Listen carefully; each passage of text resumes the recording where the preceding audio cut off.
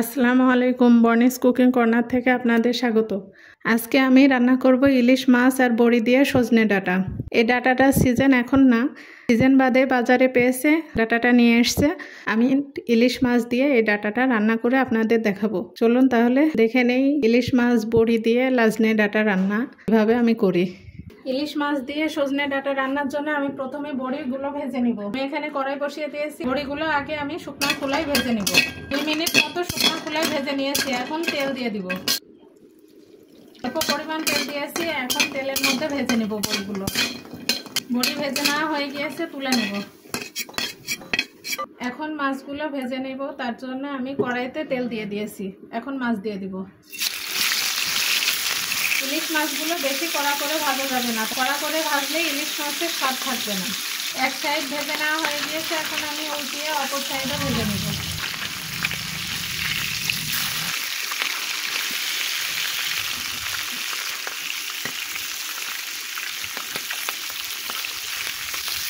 মাছ ভেজে নেওয়া হয়ে গিয়েছে, এখন তুলে নেব।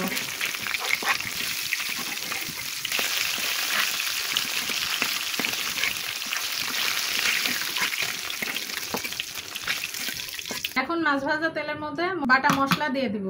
পেঁয়াজ, রসুন আর মরিচ একসঙ্গে বেটে নিয়েছি, দিয়ে দিলাম। এখানে 2টা মাঝারি সাইজের পেঁয়াজ, একটা মাঝারি সাইজের রসুন আর 7 থেকে 8টা মরিচ একসঙ্গে বেটে নিয়েছি। এখন গুঁড়া মশলাগুলো দিয়ে দিব।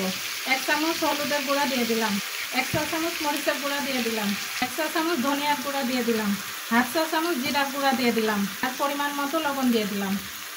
এখন সমস্ত মশলা একসঙ্গে কষিয়ে নিব। মশলা কষানোর জন্য অল্প একটু পানি দিয়ে দিব।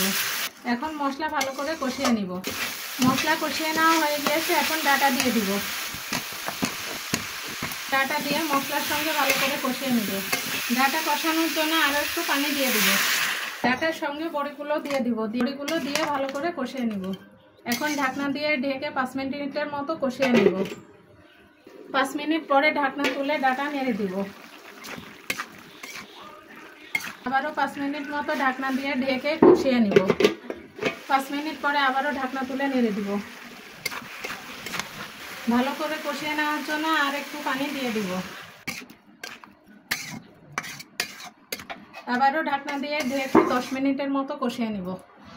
10 মিনিট পরে আমি আবারও ঢাকনা তুলে নেড়ে দিব। ডাঁটা কষিয়ে নেওয়া হয়ে গিয়েছে, এখন ঝোলের জন্য পানি দিয়ে দিব। এখন ঝোল ফুটে ওঠা পর্যন্ত ঢাকনা দিয়ে ঢেকে রান্না করব।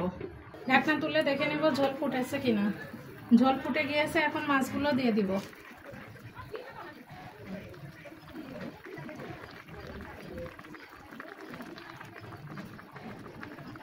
এখন ভালো করে নেড়ে ঢাকনা দিয়ে আবারও রান্না করব, যতক্ষণ না ঝোল শুকিয়ে আসে ততক্ষণ পর্যন্ত। 15 মিনিট পরে ঢাকনা তুলে দেখে নেব ঝোলটা শুকিয়েছে কিনা। ঝোল প্রায় শুকিয়ে এসেছে। ডাঁটা রান্নাটা একদম কমপ্লিট হয়ে গিয়েছে, এখন নামিয়ে নিব। এই তো ইলিশ মাছ আর বড়ি দিয়ে ডাঁটার তরকারিটা একদম কমপ্লিট হয়ে গিয়েছে।